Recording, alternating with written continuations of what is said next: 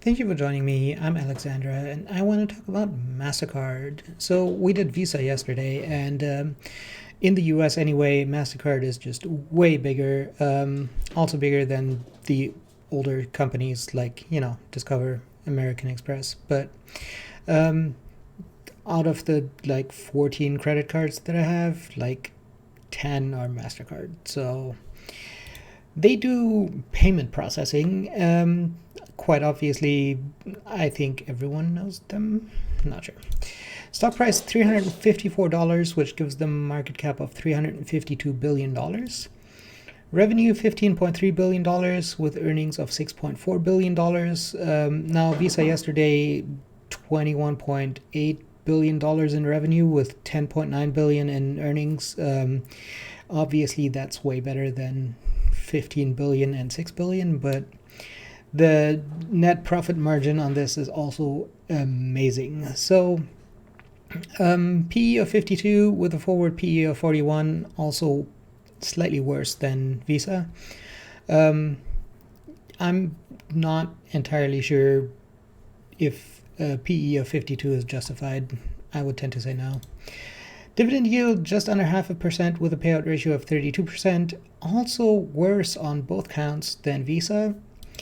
Total assets $33 billion, total liabilities $27 billion, which gives them a total stockholders' equity of $6.4 billion, which is like 2% of their market cap. So, yeah, as you can tell, I probably really hate this balance sheet. Risk factors, none really.